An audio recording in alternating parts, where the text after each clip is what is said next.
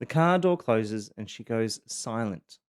Not the comfortable kind of silence, the kind that presses against your chest. 5 minutes ago, she was the center of the room, laughing, warm. She had her hand on your arm while she told the story. And when your friend made a joke, she squeezed your shoulder and smiled at you like you were the only person in the world. Your mate even pulled you aside at one point and said, "Mate, she's incredible. Seriously, you're so lucky." And you smiled. You nodded. You said, "Yeah, I know." Because what else do you say? But now you're in the car and the air has changed. She's staring out the window. Her jaw is tight. You can feel it, the shift. You ask if she's okay. She doesn't answer. You ask again. Still nothing. You pull into the driveway and the silence follows you into the house. You close the door behind you and then it comes. "Why did you have to talk so much tonight?" Her voice is cold, flat. "You embarrassed me. Everyone could see how desperate you are for attention. You are pathetic." You stand there trying to make sense of it. 10 minutes ago, she was holding your hand, laughing, telling everyone how great you are. Now you're pathetic. Now you're the problem. And somehow, you're the only person who's ever seen this version of her. To everybody else, she's lovely. To you, she's something else entirely. This is public versus private personas. When the version of her the world sees and the version you live with are so starkly different that no one believes you when you try to explain what's really happening. Today, we'll explore what public versus private personas is, why abusers use this tactic, how it operates psychologically, and why it's particularly devastating for male victims. We'll break down the four distinct ways this persona split shows up, and we'll cover practical tools you can use to protect yourself, including what not to do. For those of you who are new here, this is Stand Again, a lived experience platform for male victims of family violence. Abuse is not limited to one gender, but this channel focuses on the male perspective because it is so often dismissed or misunderstood. If this content helps you, please like, subscribe, and add the words "stand again" into the chat. Those two words might just help a victim of family violence find theirs. Let's start with the definition of public versus private personas. Public versus private personas is a manipulation tactic where the abuser presents one version of themselves to the outside world, like warm, charming, competent, even loving, while being cold, cruel, dismissive, or abusive behind closed doors.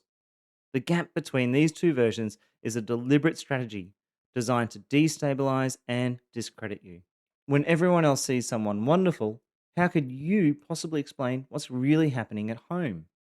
In public, she speaks affectionately about you. She compliments you in front of friends. She appears attentive, empathetic, emotionally intelligent. People don't just like her, they adore her. And that adoration becomes her alibi. If you ever suggest something is wrong, you're met with disbelief. "But she's so lovely. You're so lucky. She's one of the kindest people I know."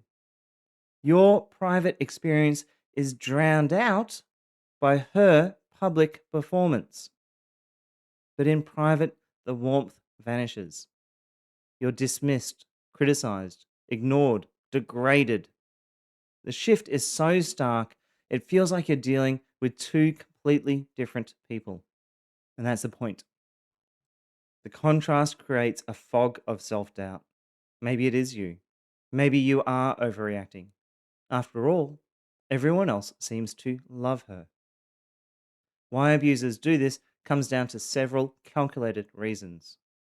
First, they're managing external perceptions because they're hiding who they really are, which is broken, inadequate, incapable. The public persona is a mask over deep personal flaws. They know which masks manipulate people. They've studied what gets them admiration, what gets them sympathy, what gives them control. Being sweet gets them allies. Being values driven gets them moral authority. Being the long suffering partner gets them protection. The performance is deliberate strategy. Second, the public persona builds reputation as an alibi against your truth. The more lovable they are in public, the less believable you become in private. This is preemptive narrative control. They're constructing credibility that will later be used to discredit you.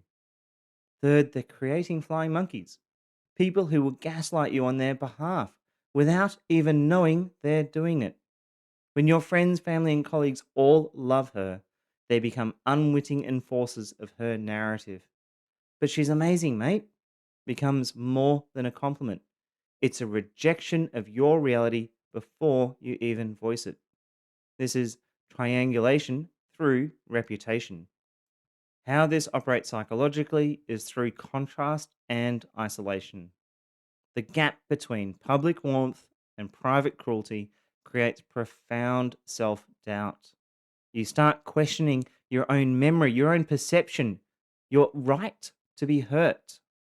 You watch her be kind to strangers, generous with friends, affectionate at events, and you think, maybe I'm the problem. Maybe I'm too sensitive. Maybe it's not that bad. You begin trusting the performance more than your lived experience. The tactic also isolates you emotionally. If you try to reach out to share your confusion or speak about your experience, you risk being seen as ungrateful, unstable, unfair. People respond with confusion. That doesn't sound like her. You're made to feel crazy, so you stop talking. You isolate yourself to avoid that feeling. The credibility destruction happens before you even attempt to speak. Why this is especially devastating for male victims runs deeper than general disbelief. It strikes at core masculine identity in specific ways.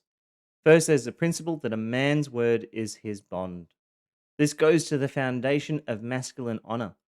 Men are raised with the understanding that your word matters, that you say what you mean and mean what you say. When you speak truth and are dismissed because her reputation contradicts it, the violation runs deep.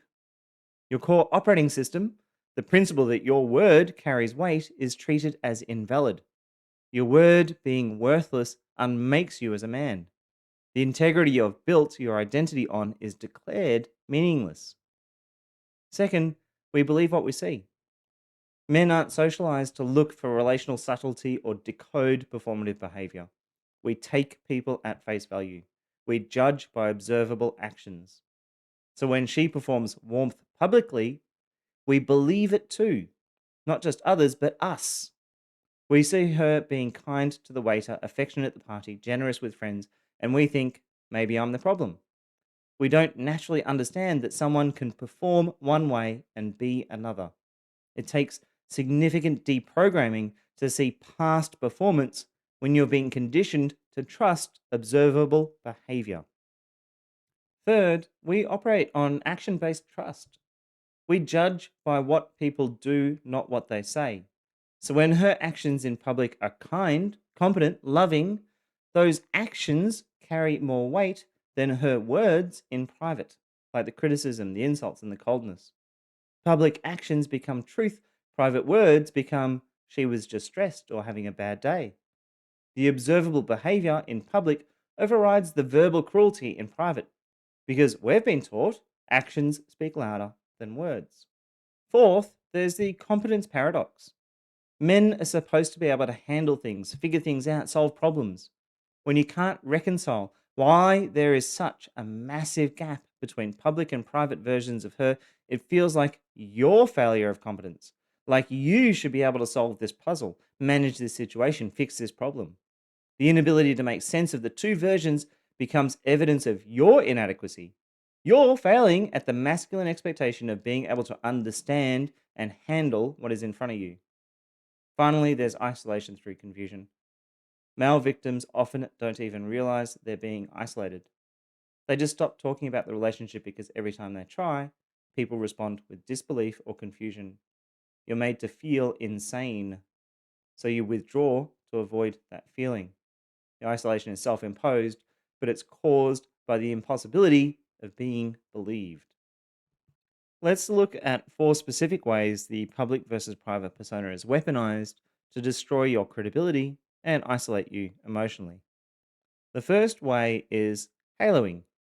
Haloing is when the abuser strategically associates herself with positive things, like causes or values or roles or even appearance, so that people transfer the goodness of those associations onto her as a person. The cognitive bias works like this: if she supports the right causes, volunteers for charity, advocates for mental health, or presents as attractive and articulate, people assume she must be a good person overall. The halo from those positive associations make people perceive her more favorably across the board, including areas they have no direct evidence about, like how she treats you at home. She knows this. She uses it deliberately. She aligns herself publicly with things that carry social approval, such as environmental sustainability, feminism, social justice, healthy living, progressive politics, being a devoted mother, volunteering, even advocacy work. These are not necessarily fake commitments, but they serve a dual purpose. They build her a reputation that acts as armor against your story. The halo effect means that when someone supports a cause you care about, you're less likely to believe they could be cruel behind closed doors. When someone appears thoughtful, values driven, and emotionally intelligent in public, the idea that they're abusive at home seems impossible. The positive association creates a cognitive shield. People think, she cares so much about others, how could she hurt him? Or she's so articulate about emotional health, she can't be the problem. This tactic works because the halo does not just influence strangers, it influences everyone, including mutual friends, family, and even you.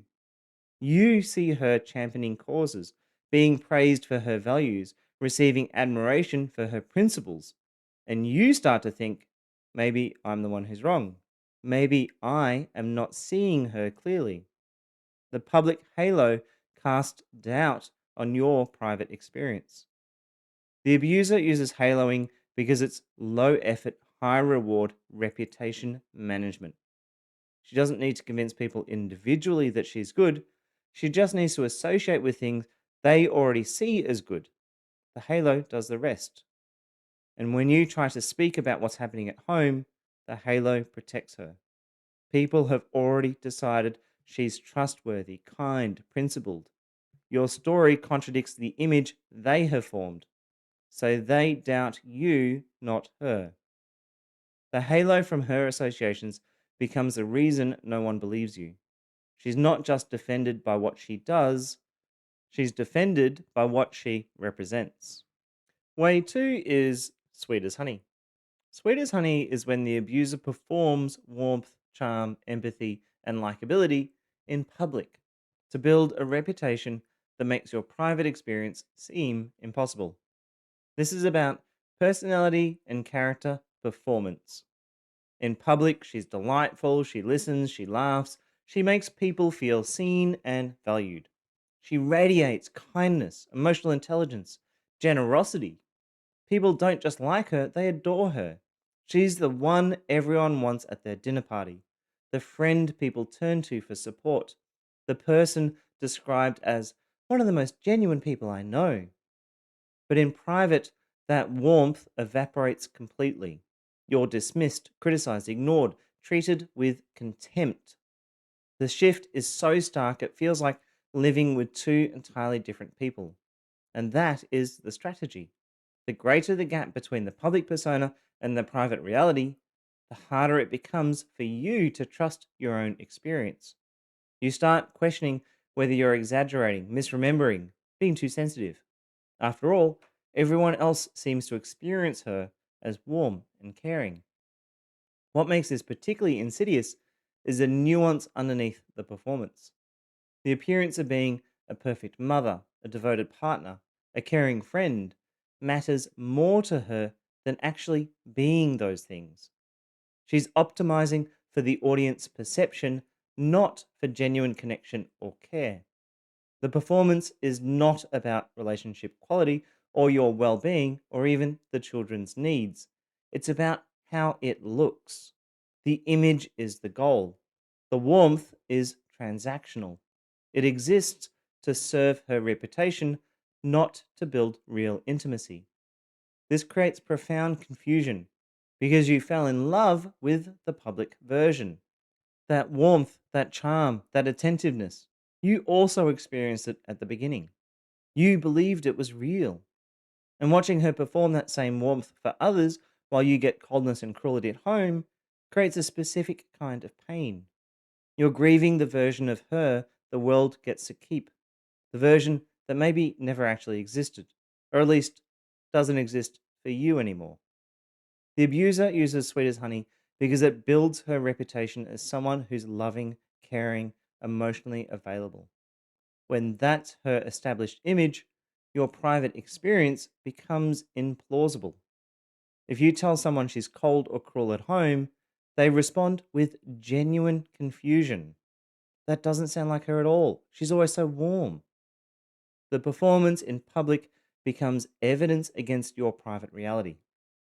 Her charm isn't just appealing, it's protective. It creates a credibility gap where her public warmth makes your private pain unbelievable. She's not two people, she's one person who knows which mask gets her what she wants. Way three is the event affectionist. The event affectionist is when the abuser performs physical affection and relational intimacy specifically when there's an audience, then completely withdraws it in private. This is about touch, displays of closeness, and visible couple dynamics. At events, she holds your hand, touches your arm, kisses your cheek, uses affectionate nicknames, leans into you while talking to others, laughs at your jokes, and looks at you like you're the center of her world. To anyone watching, you look close, connected, and in love. But at home, there is no touch, no warmth, no affection. If you reach for her hand, she pulls it away. If you try to hug her, she stiffens or makes an excuse. The physical closeness that appeared so natural in public doesn't exist when it's just the two of you. And if you bring it up, if you ask why she can be affectionate at events, but not at home, she turns it on you. God, I show you affection and you still complain. You're so needy. This is why I don't even try. What makes this tactic so disorientating is that the physical affection feels real in the moment. Your body responds to it. You feel the warmth of her hand, the closeness of her presence. And because we judge by actions, those moments of touch register as evidence that the relationship is okay. Maybe things aren't as bad as you thought. Maybe you're imagining the distance. After all, she was just holding your hand 20 minutes ago. But the affection isn't for you, it's for them. It's a signal to the audience that your relationship is solid, intimate, and loving. The touch is strategic misdirection. It gives just enough evidence in public to cast doubt over your reality in private. People saw her being affectionate, didn't they? So, how bad could things really be? The performance creates plausible deniability. If you ever try to explain there's no intimacy at home, people will point to what they have witnessed. But she's so affectionate with you at the party.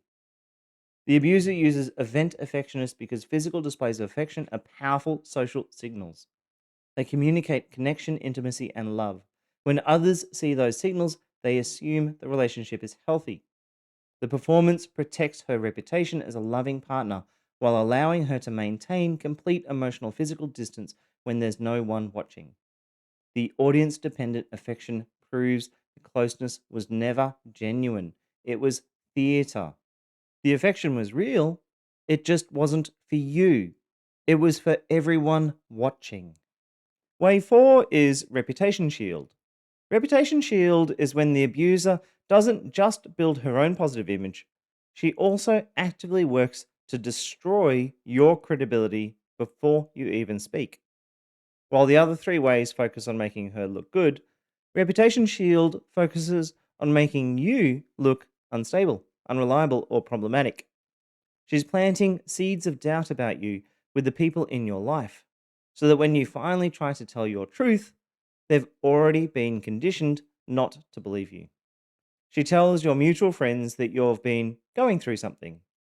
She mentions to family that you've been stressed, moody, or just not yourself lately. She confides to her friends that she's worried about you, that you've been paranoid or misinterpreting things. She frames herself as the patient, concerned partner who's trying her best with someone who's becoming increasingly difficult. And she does this quietly, with apparent concern, making it sound like she's seeking support for how to help you. The timing is deliberate. She plants these seeds before you've said anything about what's actually happening at home. So when you finally do speak, if you ever do, people aren't hearing new information. They're hearing something that contradicts the story she's already given them. They've been primed to see you as the unstable one. Your truth arrives late. And it sounds like you're rewriting history or even lashing out. This is different from the other three ways. Haloing makes her look morally good. Sweet as honey makes her look personally warm. Event affectionist makes the relationship look intimate. But Reputation Shield does something else entirely. It makes you look unreliable. She's not just building her credibility, she's actively demolishing yours. She's recruiting her own support network to doubt you before you've even asked for support. What makes this especially devastating is that the people she's recruited don't know they're being used. They genuinely believe they're hearing a concerned partner talk about someone they care about who's struggling. When you later try to tell them what's been happening, they think they are being protective of her by questioning you. They are not acting maliciously. They are acting on the narrative she's already fed them. She's turned your friends, your family, potentially your colleagues into enforcers of her version of reality. The abuser uses Reputation Shield because it's preemptive control. She's not waiting to defend herself after you speak. She's making sure that when you do speak, your words land on soil she has already poisoned. Your credibility is damaged before you've even opened your mouth. And because her version came first, delivered with concern and apparent vulnerability, it carries the weight of established fact. Your truth becomes the revision, even though hers was the lie. She didn't just steal your credibility, she systematically destroyed it while you were still trying to figure out what on earth was happening. Now, before we get into what you can do to protect yourself, we need to be very clear about what you absolutely should not do. Because threatening her reputation is one of the most dangerous things you can do while you're still within an abusive dynamic. Let's talk about what not to do. Do not confront her about the gap between her public and private behavior. Do not threaten to expose her to friends or family. Do not tell mutual friends she's not who you think she is. Do not post anything on social media that hints at what's really happening. Do not even suggest to her that you see through the mask. Her reputation is everything to her, is the foundation of this entire tactic. If you threaten, even indirectly, even by hinting that you see the pattern, the retaliation will likely be immediate and devastating. She may escalate. She may move faster than you can. She may get to your friends, your family, your colleagues before you can. She will paint you as unstable, abusive, dangerous, paranoid. She will position herself as the victim of your behavior and recruit everyone who matters to see you as a threat. And if you're still living together, the private abuse will intensify to levels you haven't even experienced yet. The evidence you gather the truth you hold. These are for you first, to validate your reality, keep yourself sane. They're potentially for professionals later, therapists who understand abuse, lawyers if you're planning to leave. Please tell me you are. Police if you need protection. But they are never for confrontation. They are never for leverage. They are never to force her to change or to win an argument. Your safety depends on her not knowing you see the pattern clearly. What you can do, there are tools that we're going to go through that you can use. These are about documentation. These are about protecting your reality, preparing for the future while staying under the radar. First, gather evidence quietly and securely. Keep a private journal with dates, times, specific details. On March 15th, 2024, after dinner at Mark's, she did X and Y. Be specific. Capture the contrasts. Store this somewhere only you can access, like a password protected note on your phone or a cloud account she does not know about. Do not put it in a physical journal somewhere where that might be compromised. Second, document with photos, videos, text when safe. Screenshot her warm public posts alongside her cold private messages. If it's legal in your jurisdiction and safe to do so, consider audio recordings of the private cruelty that contradicts the private warmth. Take photos of her social media performances. Save everything externally. A USB drive that you can hide, a trusted friend's device, cloud storage she can't access. This evidence is not to catch her. It's to protect your sanity when you're being gaslit and to protect your credibility if you need to speak to professionals later. Next, trust your experience when public and private don't match. When what you see in public contradicts what you experience in private, you're witnessing two different performances designed for different audiences. Both are masks. The public version is designed to build reputation and credibility. The private version is designed to control and diminish you. But your experience of both is real. The confusion you feel is real. The harm you're experiencing is real. When everyone tells you how lucky you are, when they praise her warmth and kindness, remind yourself quietly they are seeing one mask. You're experiencing another. Your reality is valid even when no one else witnesses it. Also, plan your exit carefully with professional support. If you're gathering evidence, you're likely planning to leave. Do it safely.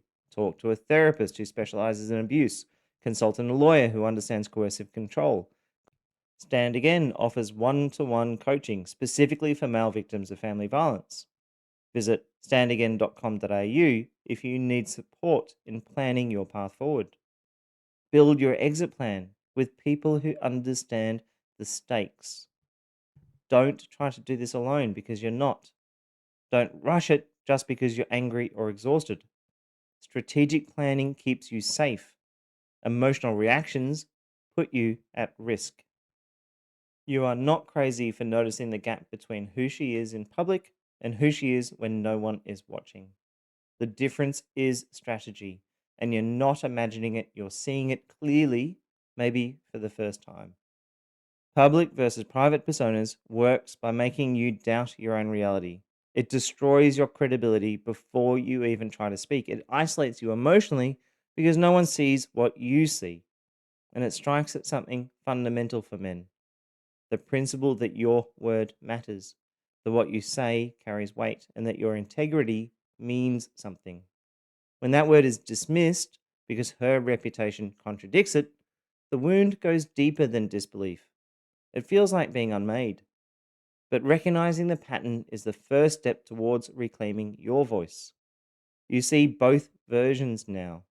You understand why you've doubted yourself because the gap between the two versions was designed to create that doubt. Your word still matters, even when no one believes it yet. It matters. Even when her reputation seems unshakable, your truth is still true. The people who loved the public version of her are not wrong to love that version. They've just never seen what you have seen. And that's her strategy working exactly as intended. You deserve a relationship where who someone is at home matches who they are in public, where warmth is genuine, where affection does not require an audience, where your word is believed because the person you're with has given you no reason to doubt theirs. Recognition is the first step. You see it now. And that's where your power begins. This is Stand Again, lived experience platform for male survivors of family violence. Please like, comment, and subscribe. Your voice might just help another man find his. If you're looking for one on one support, you can book coaching with a member of the Stand Again team. Simply visit standagain.com.au, where you will also find grounded information on surviving and recovering from family violence as a man. As always, remember that no matter how many times you've been knocked down, you can stand again.